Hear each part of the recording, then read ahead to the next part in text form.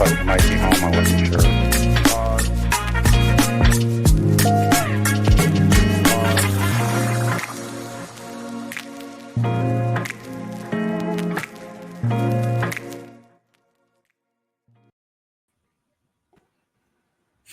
Mr. Cox, what's going on?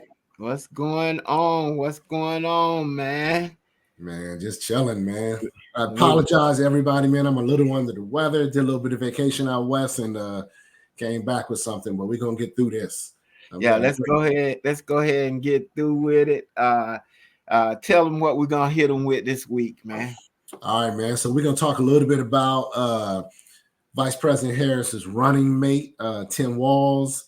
What do we think of her choice?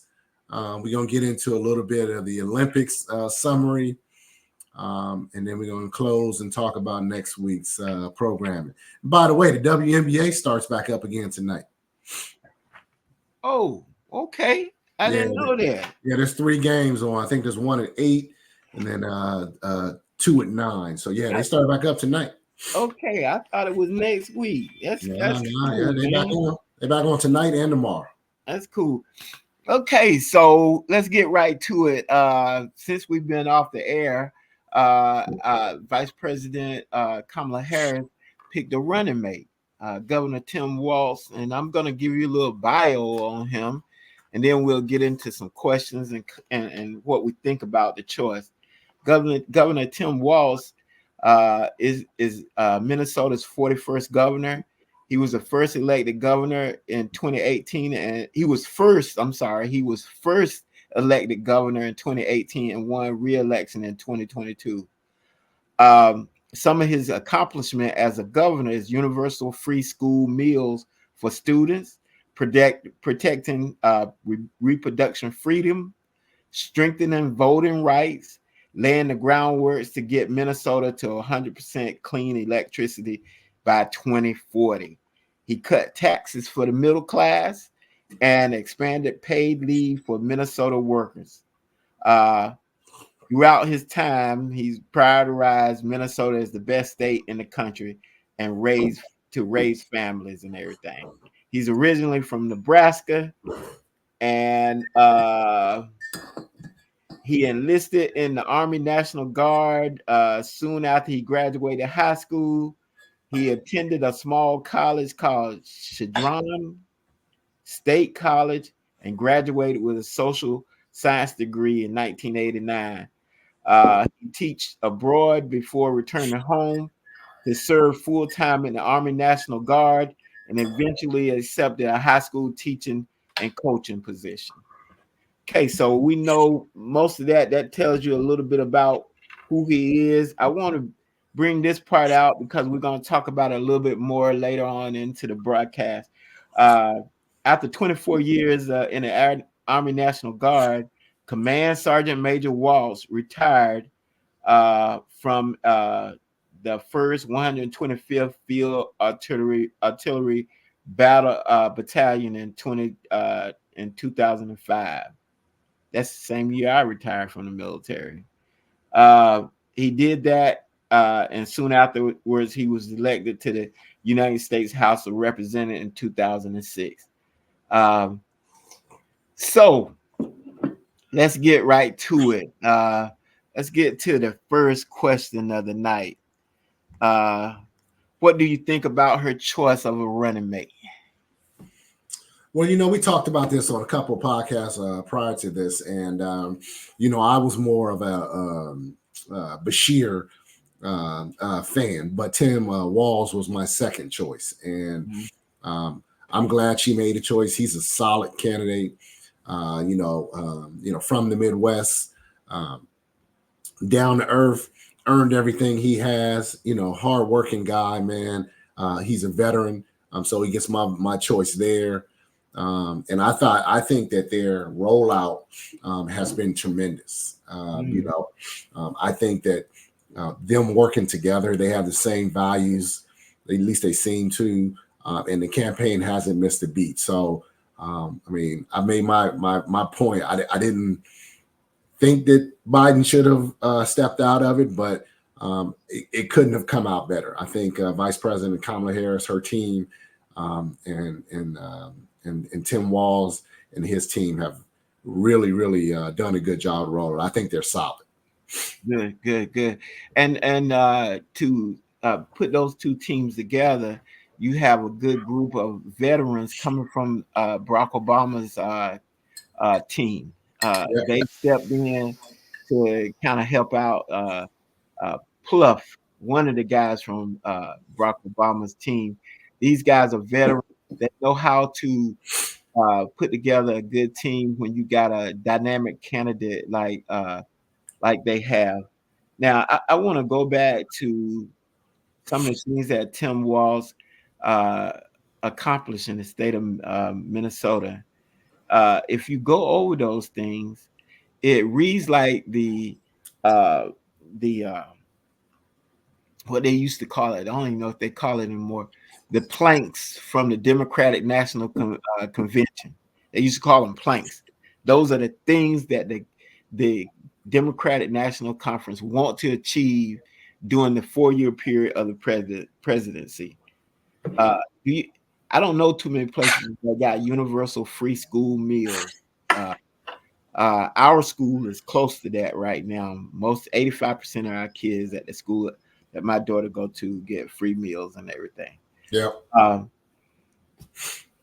Protecting reproductive freedom. That's important to all the women in the Democratic Conference. That's very important to them.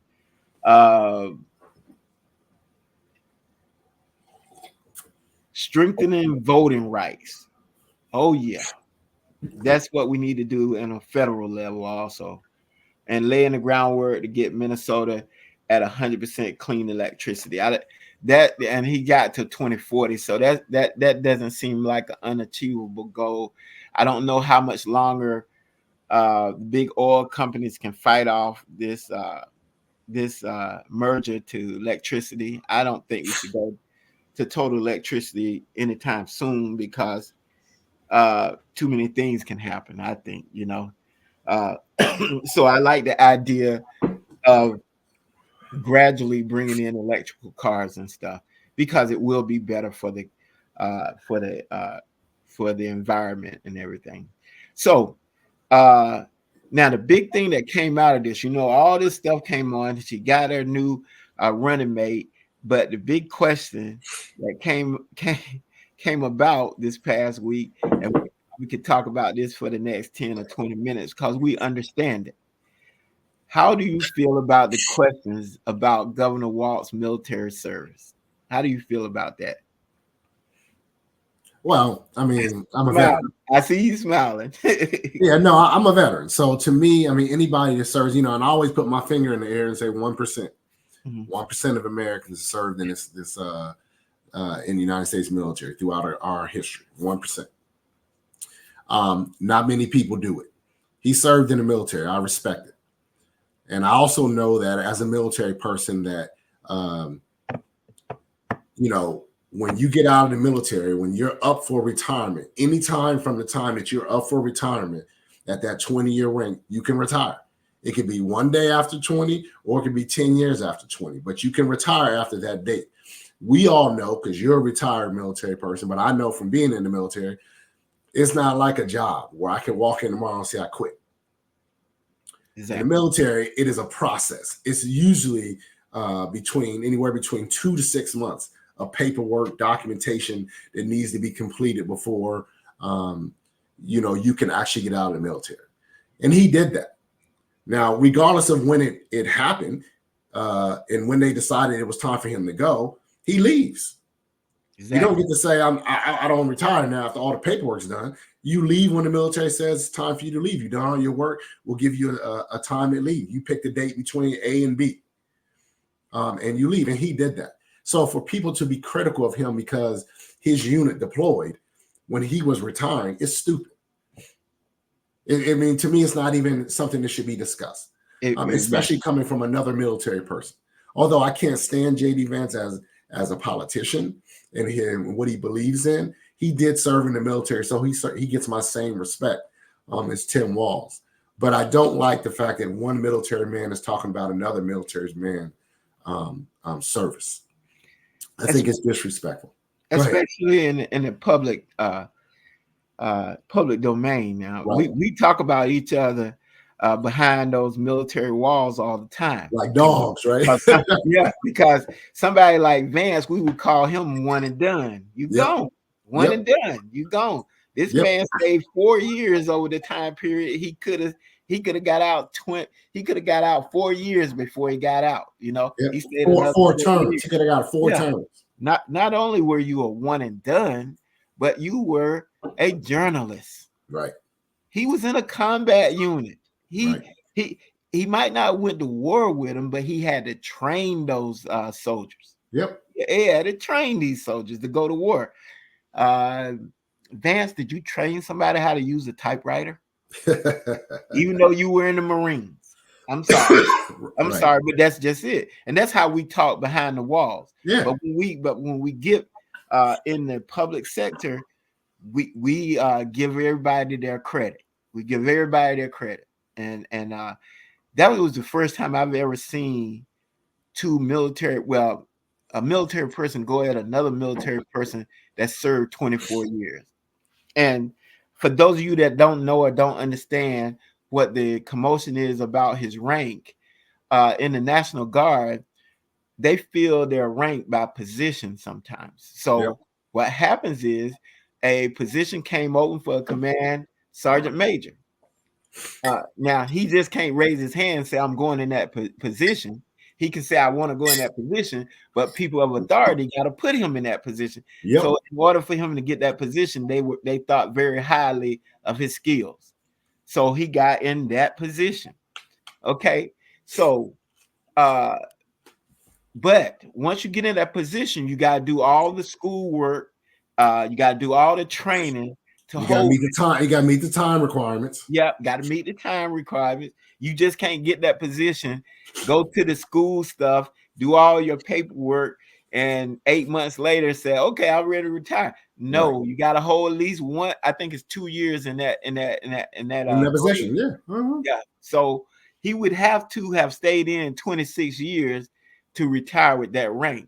So because he didn't, he fell back to his original rank. Still admirable. So I just don't understand. I don't understand all the hoopla behind this. And once again, we're going behind the walls. I'm gonna give y'all a little insight. If you were over 20 years and they gave you that 6-month thing that said, hey, you may deploy into a combat zone in the next 6 months. You look at your family, you look at your unit, and you say, peace. I did my time. I'm getting out of here. Right. People do it all the time. They do it all the time. Do it all the time. All the time. Because at that point, you have to make a decision on what's best for your family. Go ahead. I'm sorry. No, you're good. That was part of my point, is that Republicans, all they care about are dead soldiers. Yeah. Those are the ones they want to, make into superheroes. Yeah. But people who actually are in the military that were fortunate enough to be able to come home from war or wherever you were, those are the ones they want to be critical of. So because I was fortunate enough to make it home and not die in combat, I'm somehow weaker than the soldier that lost his life. Mm-hmm. No, we all serve. That's part of what you sign up for. We all understand that when you sign that paper to say you're joining the military, that there's a good opportunity that you may not make it home, whether you die in an operational exercise or a mishap or actual combat. You know that there's a chance that you won't come home. So I respect the fact that he did 24 years in the military, and I won't challenge him. I certainly won't accuse him of something as serious as stolen valor. Oh, JD Vance should be ashamed of himself. Yeah, he make it seem like he just walked off the job. He quit on his soldiers. That's what he said. Yeah, real military people, we don't do that. We don't accuse somebody of stolen valor that can't be proven, because that, in my opinion, is the most serious offense in military. It's stealing something that doesn't belong to you. He earned it. He earned everything that came his way, and I'm like you. I just don't understand why he would even make this an issue. It's a non-starter, man. And the thing about it is, we've been talking about this, and we haven't even mentioned that the positions that we're talking about for both of them are non-commissioned officer positions. That's right. That's right. Yep. They're enlisted. They're not even officers. When have you ever known an enlisted person to get at this level of the executive branch? Right. I haven't. I haven't really. You know, there's a few of them in Congress right now. Not too many, but there's a few in Congress right now. But excuse me, it is a non-starter. The conversation is ridiculous, and JD Vance brought it up again today. And the more he brings it up, the more it's going to hurt him. Yep. Because veterans like you, myself, and all the other people that we hang around with that are veterans, we're saying this is so silly. This is not putting grocery on my table. Right. This ain't putting grocery on. This ain't making prices go down. You know what are we talking about? Somebody decided to get out of the military at the time they decided to get out of the military, and there's no shame in that at all. You make a choice on how your career goes and everything. So I have no problem with that. You want to add anything? No, I mean, just other than I think JD Vance is a clown. I think every Marine that wore the same uniform as him should be disgusted with him. But he's right in par with what Republicans do. They only care about military people who are dead, and those are the only people they care about because except for the headmaster. Remember, Donald Trump said, right, dead military people are not heroes to him. Right. Yeah. But generally speaking, they only want to talk about military people who have passed away. You know, the military people that are still here, ones that may have gotten injured overseas, that may need assistance here, they don't care about. They only care about the ones that we bring home in body bags. Those are the only ones that are important to Republicans. And I'm not like that. To me, is everybody that serves for whatever reason you decided to serve, you serve. You volunteered. You gave your life to be in the military. I respect that. Yeah, exactly. And one last thing on this subject, if I may, look at his career path. Right. His career path: decided to go in the military, honorable position. Teacher, another honorable position. Coach, one of the top honorable positions, whether you like them or not, still honorable position. And then lastly, but not least, working in Congress. And then he becomes, God bless you. Then he becomes the governor of the state he's from. Yep. I mean, look at the career path. Look at JD Vance's career path. He goes to the military. He gets out of the military after 4 years, writes a book about his hometown. I mean, that really make them look bad. And one of the big tech guys get wind of him and decides to sponsor him, pay for him to go to Yale. Yep. Graduates from Yale, and then that big tech guy, the same big tech guy, gets behind him and say, "You should run for the Senate." Peter Thiel. Yeah, exactly. Yeah, So Peter Thiel. Yeah, he's just push him up the ladder. Yeah, you know, he's like most of Republicans, which are grifters. Yeah, exactly. They're weird. They're grifters. Yeah, we got to make sure we say that weird word too. Yeah. Oh yeah, they are. They're weird. I mean, every time I see JD Vance on TV, I'm like, stranger danger. Exactly. Stranger danger. He's the type of guy. He's the type of guy that you tell your kids when you see him run. Yeah. What is this thing we got against single women and stuff, and women in general? What is this thing, man? Well, here's my point with that is, first of all, it's weird. Okay. Secondly, it's creepy. Yeah. Like my daughter and her friends say, "Ew," Yeah. Right. And I'm like, why are you even in that space? You're a married man with children. Why are you even in the space worrying about what single women do? Exactly. You want to have children? Go have children. Have as many children as you want. That's what you live. That's why you live in this country. But why are you involved, or why are you concerned about what other women do? It's just weird. It's crazy. I mean, he said something today about it. He said, "Why aren't these women at home doing what normal women do?" That's weird. That's weird. That's Republican. It really is. And it's been said that he has this thing about there should be more uh, uh, white families having babies and less families of colors having babies. So, well, I will say this to him. I don't know for sure if that I haven't confirmed that, but I've heard that. So, oh, of course. I mean, but that's what they want. But here's the funny thing: if you want more white children, then why'd you go out and marry an Indian woman? Because that child is not going to be white. Okay, bingo. You can say what you want to say. You can put him whatever school you want to put him in, but he's not going to be white. Those kids that he hangs around are going to know his mother is Indian. Great point. Great point. I didn't even, my mind didn't even go there. Great point. I'm telling you. So, with all that said, we'll go to our next question. And can and how do they win this important election? Can they, first of all? And if they can, how do they do it? Yeah, I think they can win, but it's going to be a battle because there are people in this country that, regardless of the policies you put out there, regardless of the economic plans that you put out there, they're going to revert back to basic human nature, which is their racism.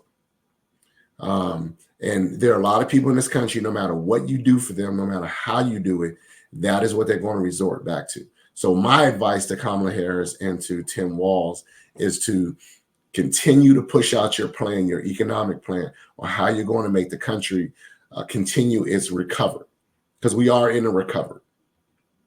Talk to people that we haven't spoken to before and run up the numbers on your base. Your base in the Democratic Party are Black people, right? Black people are the base of the Democratic Party, and they need to push that. You know, places like Pennsylvania, North Carolina, and Arizona, where you have lots of Black and Spanish population, that's where they need to push up our votes. White people are going to vote for her, or they're not going to vote for her. There's nothing she can say that's going to change whether they vote for her. But Spanish people and Black people are looking for somebody as an ally, and they need to really push that in order to get our base up. And I think that's how they win. And I think Walt's choice as a running mate hit those right on the head.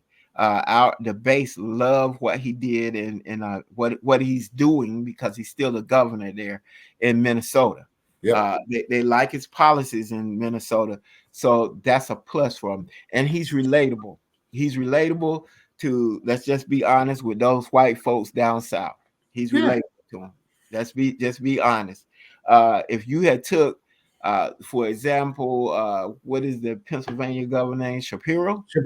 Yeah, if you had took him down to Louisiana or Mississippi or somewhere, people wouldn't be able to relate to him because he got that suit on. And it don't matter that he's an excellent politician and probably would be a good vice president and maybe even a better president in the future.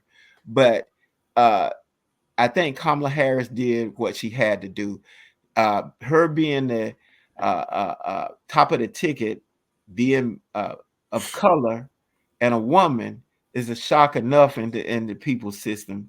And getting Tim Walz to kind of smooth the edges for, I think was an excellent pick. And I'm like you. The only way they're gonna win is to shore up their base, make sure their base is coming out to vote. Right now, they're exciting them. Can they keep them excited? Well, we know they're going to be excited up until the first debate. That first debate, to me, is going to be the key, because you got the convention coming up this week. The convention normally keeps it going for another week, maybe 2, if they're lucky, 3 weeks. So we're going right into the debate. We might have a week where there's a lag period. But if she aces the debate with Donald Trump, To me personally, Donald Trump can cancel Christmas if she aces that debate. You know, you can cancel Christmas. There may not be no coming back from that for him, because right now he's doing more to destroy himself than they're doing right now to destroy him. He's talking crazy. Matter of fact, he's talking like he's kind of senile on most days, you know.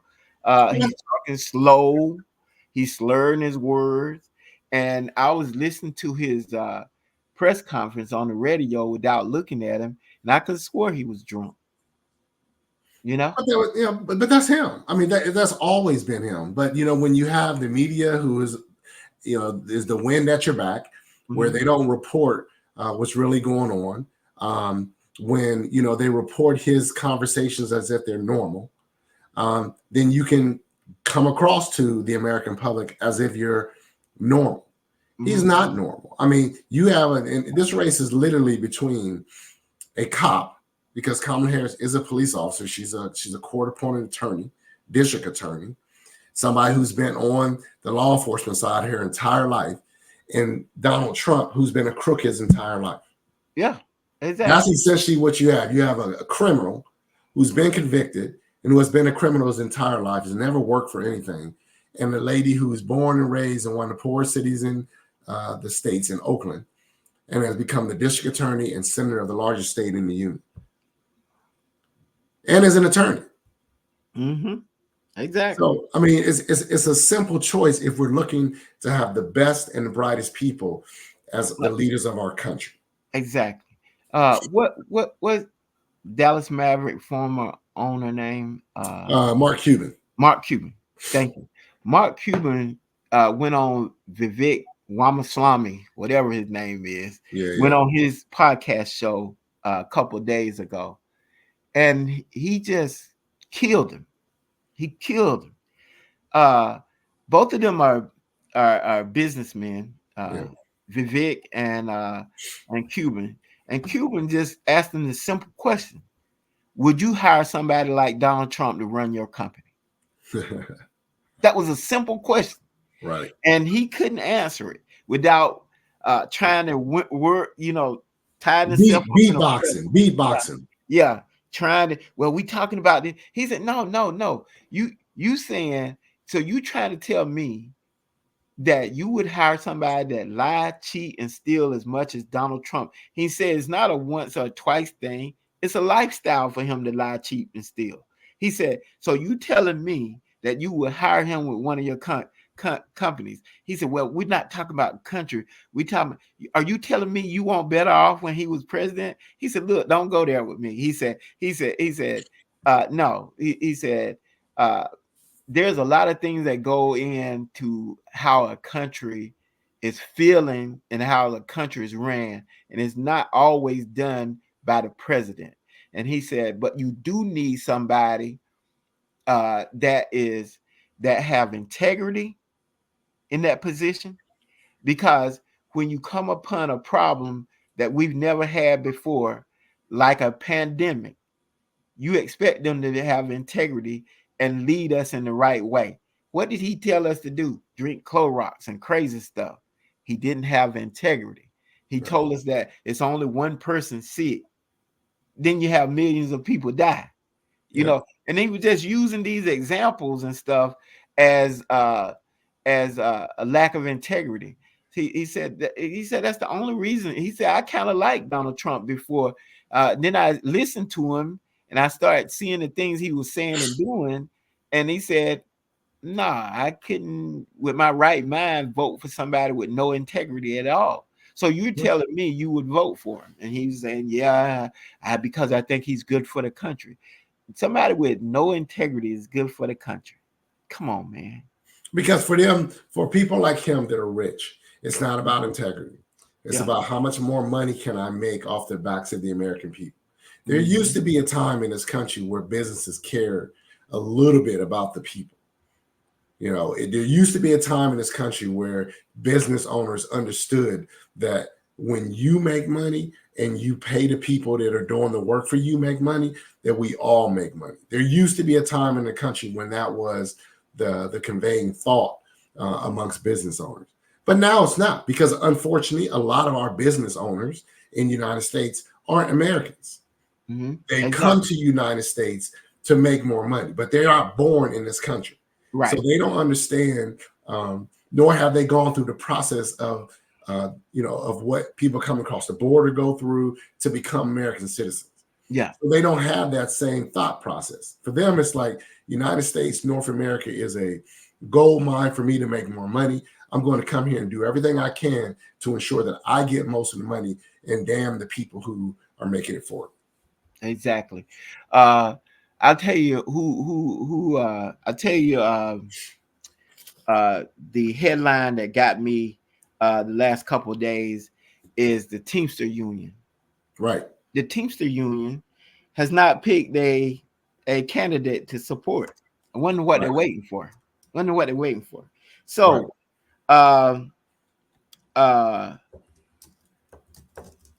couple days ago, you had Donald Trump and your boy on X talking. He called himself interviewing. Here go with the names. What's his name? What's your boy on X name that owns X? Musk. Elon Musk calls himself interviewing Donald Trump on the X platform. Of course, it crashed for 40 minutes before they could get started. Of course.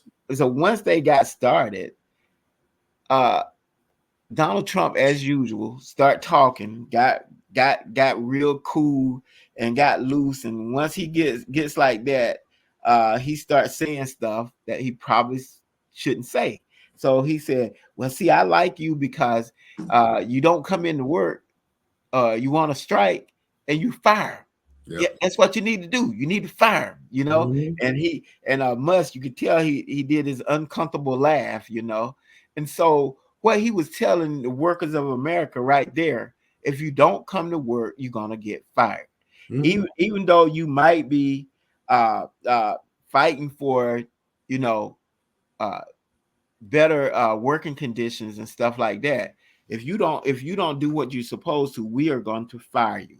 Yeah. So my heroes in all this is the president of the caucus, the Black Teamsters caucus.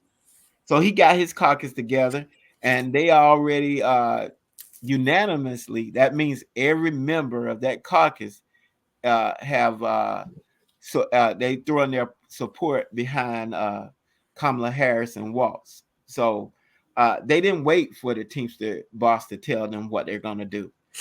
They went up, they saw what they needed to see, and the candidates that's been on the line with union workers has been Joe Biden.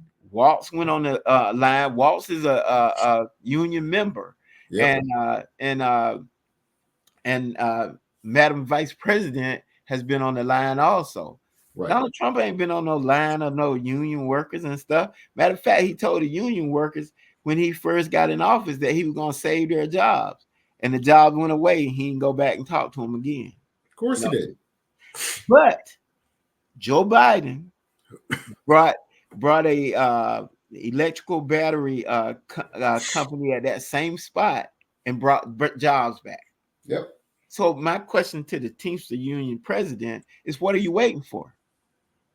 He said he's going to wait till after the Democratic convention. Why? You done seen enough. You know who Donald Trump is. Because again, as I said, they're going to circle the wagons around their basic human instinct. The Teamsters, unions, they'll be the first ones coming to the taxpayers in the United States wanting us to bail them out when these companies fire them or lay them off. Yep. And what the Democrats have done over the last 30 or 40 years is support the unions. What the Republicans have done is set up places in the states down south where they're union busted, where they don't have unions down there, and allowing the corporate people that own those businesses to do whatever it is they want. But whenever there's an opportunity, when unions are getting defeated by their ownership, they come to the taxpayers. Pilots union, airline unions, the car unions. When they're getting walked over by the corporations, then they want to come to the Democrats and come to America to bail them out. So I say to hell with the Teamsters president. Yeah. They should vote him out. In my opinion, he spoke at the Republican National Convention. That tells me all I need to know about who he is. Yeah. I mean, you heard the man say, I like the fact that you fire people. Right. That picket the line. What else you got to wait for? Right. And then he had the nerve to release a statement today saying that it was terrorism against workers. That's what he said. So if you got somebody that you think is terrorizing union workers, why are you waiting to hold your your endorsement? Right. Why? Yep. Because like you said, it's called tribalism. They're gonna go to their corners and go to their tribes, and they're gonna fall into their tribes and stuff. Anything else we got as far as the election is going? What do you see? What do you see that they have to continue to do to keep this momentum going?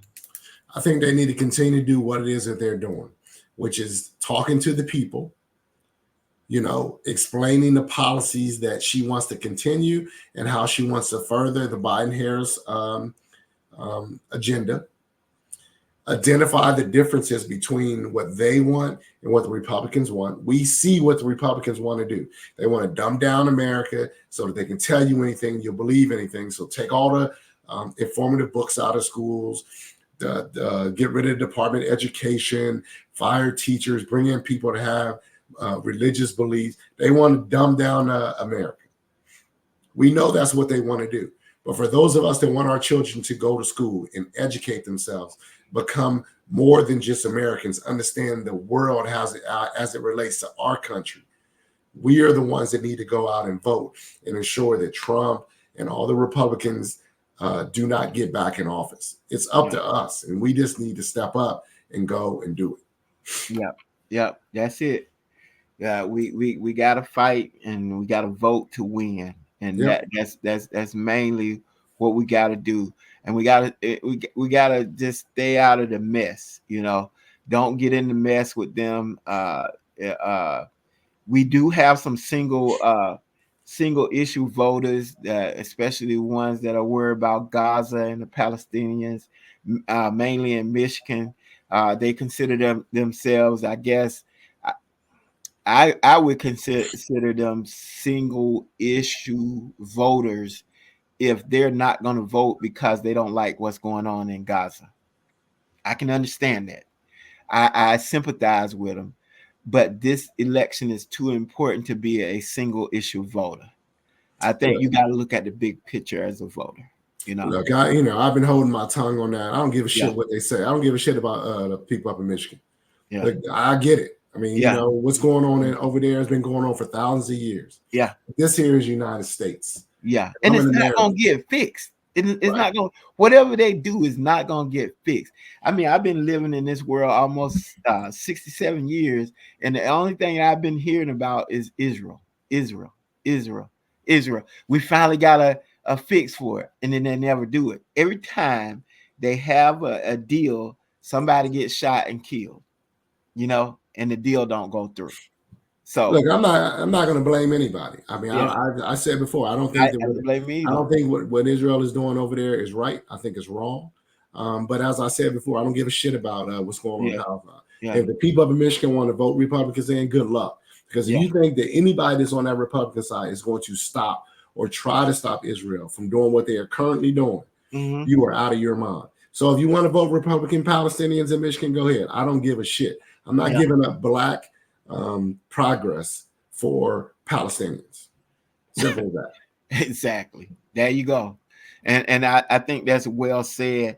And I don't think you can get any more clear than that. I don't have anything else on the election right now.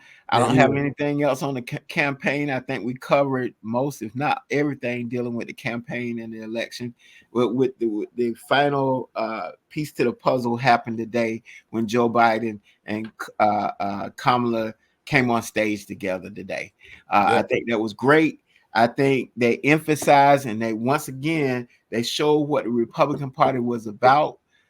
with that law that will be coming in effect in the next year or two, Kamala Harris had to pass the deciding vote.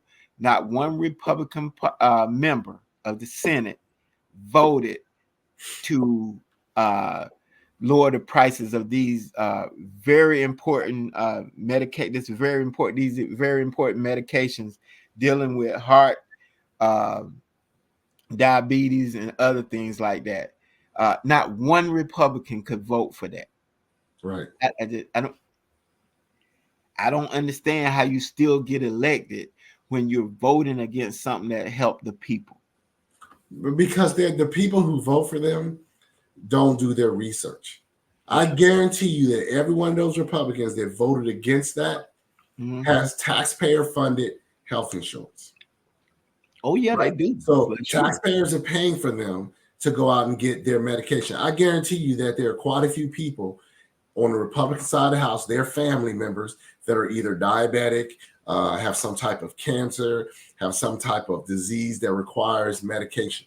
But because they're getting their medication at a cheaper rate through taxpayer-funded health insurance, they don't give a damn about other people who don't have that insurance, which is why they vote that way, because those pharmaceuticals companies, the medical industry provides them with funds to run their campaigns. Yeah. So exactly. they're biting off both sides of the apple. Yeah, you got it. And I think that's something good to end on, because you know exactly where they stand now. They showing you where you stand, right. and that's what's so hard for me to articulate and to understand, why people would vote for people that's voting against your interests. Yep. Your interests. Yeah. So anyway, let's go to a lighter subject. Let's talk about the Olympics. Let's get ready for that. Let's talk about the Olympics. It's finally over. Man, it seemed like it lasted for 3 weeks. I think it only lasted 2 weeks, but it seemed like a long time. I think it was 3 weeks. I think it was 3 like weeks. the Okay, 9th or something like. I mean, I think it was 3. It was like the 22nd or something to the 8th or something. Yeah, it was nice, man. Yeah, it was good. I was like, God, man, this is the longest Olympics I ever seen. Maybe because I was more invested in this Olympics, and trying to keep up with the time difference, and trying to keep up with the different events and when they're gonna come on was very hard. It was trying, but I think I got up at 4:00 in the morning more than I've had in a long time since I retired. Really, Yeah, me too, man. I mean, I didn't think that the scheduling was very good. I mean, I know that they pay a lot of money to be able to show these and stuff, and they got to make their money up somehow by putting on Peacock and stuff like that. But you can't expect for Americans to get invested into supporting American athletes if you have it on 400 different channels. Right. You and I are old enough to remember where the Olympics came on one channel. You knew you could go there any time of the day and watch the Olympics. And maybe when it comes hitting North America next year, we might see that. But I didn't think that was a very good scheduling thing. And I think it cost those networks a little bit of viewership by doing it that way. Without YouTube, I wouldn't have been able to see. I got YouTube TV.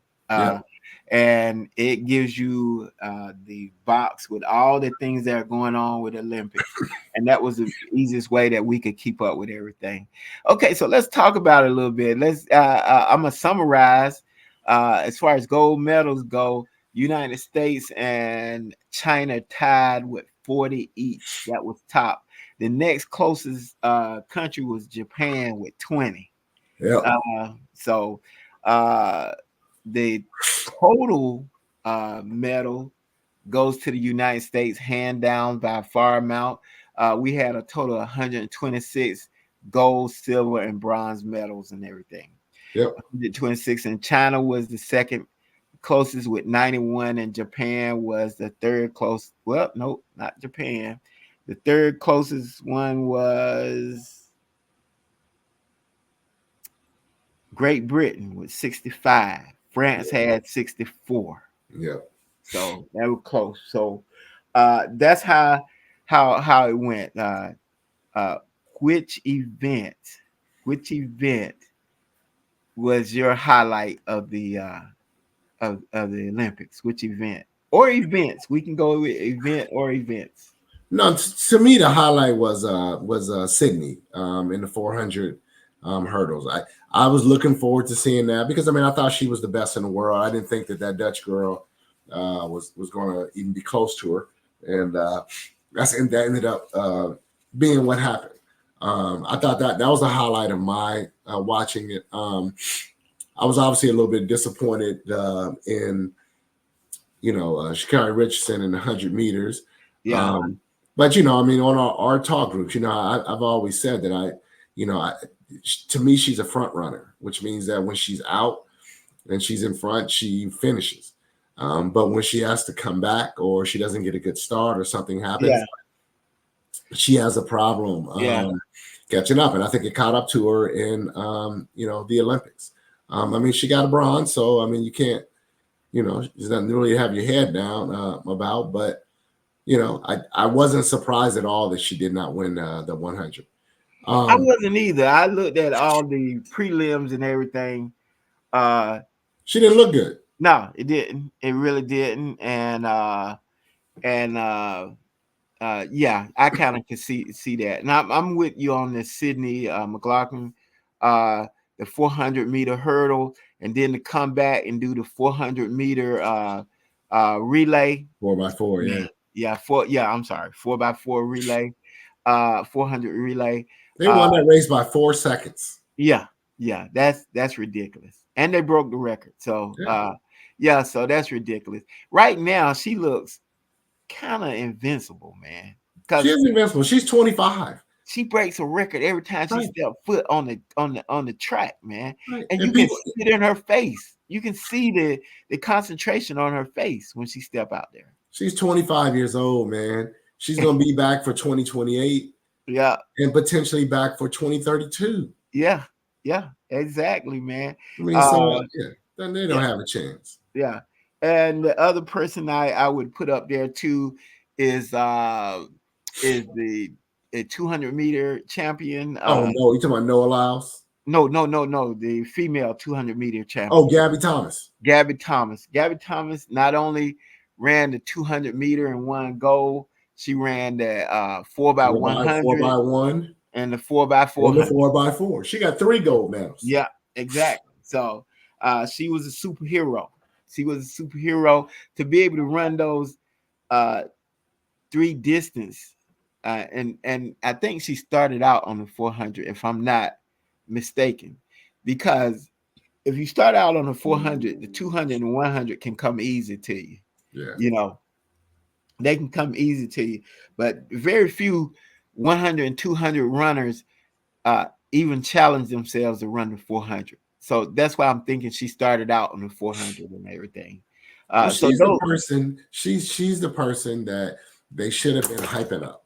yeah, But pretty much. the media took, well, let's take the 100-meter champion and Yeah, Sha'Carri Richardson, make her the girl. It should have been Gabby. Gabby, yeah, hard work. She's earned everything that she has. She's not flamboyant. yeah, She should have been the person that should have talked about. yeah. As I opposed got it, but I got to give security the props in the 4 by 100 because she won that for him. she did win. That She absolutely did. that second handoff was a real bad handoff. Right. Yep. And it was a real bad handoff, and Gabby Thomas did everything she could to get them back in the race, and she got us back tied Yep. before Shakira took it over. And I'm glad she saved us there. I think if she, I'm with you on this. If she wants, she's a excellent runner, but I think if she really want to be great, she gonna have to tone down some of the stuff she's doing. Take a page out of Gabby Thomas and Sydney's book. Their focus. Yeah, they got their uh, uh, deals, their marketing deals going on, but they take their craft. To me, it seems like they take their craft a little bit more serious than she does. I'm not at practice with her. But I'm just saying what it seems like to me. Well, I mean, I think that it's pretty obvious. I mean, I've said this from day one is that I can't do what they do, and I'm not here to be critical of what they Exactly. do. I can't run anywhere near what they run. That's not me. They're the best at what they do. I give her all the credit in the world for being a top athlete. But there are things that you need to do to grow up and mature. And I think that Sha'Carri Richardson needs to focus on the image that she wants to put out there about herself. We all know she's a great track star. We all know that she is very exuberant internally. But in order for you to benefit from your skill set and to get the most out of it, there is a certain way that you need to be. And I'm not sure she's there yet to understand that. Gabby Thomas is. Gabby Thomas is a little bit mature. She went to Yale. She works in the medical field. She's a little bit much more mature than I think Sha'Carri is. Sha'Carri Richardson needs to get somebody on her team to let her know that you can either go down tunnel A or tunnel B. Whichever one you want to go down will work with you. Yeah. But one of those tunnels will make you a very rich person, and one of those tunnels will not. Yeah. Let's not forget the men's. Let's give a prop. Who was your MVP in the men's department? I thought the 4x1 was. I mean, was it 4x1? No, they didn't win 4x1. They dropped. They got out of there. Yeah, I want to probably say. I mean, I even though Noah lost at 100, I thought he was. Lost to 200. 200, yeah. I thought he was solid in the 100, man. He was. I personally don't think that's his best race. I really don't. He doesn't. I think his best race is 200. And if he would have focused on 200, I think he would have won it. Yeah, and they all there was a story that he had COVID while he was running 200 also. So I ain't buying that shit. Yeah. But that story was out there. Because listen, if he had COVID and those doctors and medical staff on the United States team allowed him to run that race, they should all be fired and they should be sued. Exactly. Yeah, because that's when that was the question everybody was asking. How could he run if he had COVID? Right. That's the thing where you need to investigate those doctors and they need to come to the bottom of that. But for him to say that after the race, no, just say, look, man, I wasn't my best. Congratulations. Wasn't feeling good. He didn't. I wasn't feeling good. He didn't tell nobody he had COVID. Exactly. He could have told them, I don't want that to get out. Please don't put that. Nobody say anything about that. Yeah. Exactly. He could have got on a plane and flew back to the United States. Yeah, exactly. Let's not forget about basketball. Basketball was a grind. It was a grind for both men and women. Yep. And I know what the women team gonna be faced with. As you say, their first game is tonight for WNBA. They're gonna be like, why didn't you take the young lady that can hit the three? And we don't even have to call her name. We just know that they're gonna say that. So why didn't you take the young lady that grabbing all the rebounds? Because those international women were physical, and they were physical. Asia Wilson was throwing people around as she was getting thrown around. I mean, literally under the basket, throwing bowls with the referee right there, So look, here's the thing, man. We all know the United States and the WNBA and women basketball, they're the best in the world. Yeah. But other people are getting better. Yeah. That French team had about 5 players or 6 players that play in the WNBA. Yeah. Exactly. So, you're not going to go out there and beat people by 20, 30, 40 points. Yeah. Exactly. Caitlin Clark wouldn't have done anything for them because they would have pushed her around and beat her up. Yeah. Worse than she gets pushed around and beat up in the WNBA.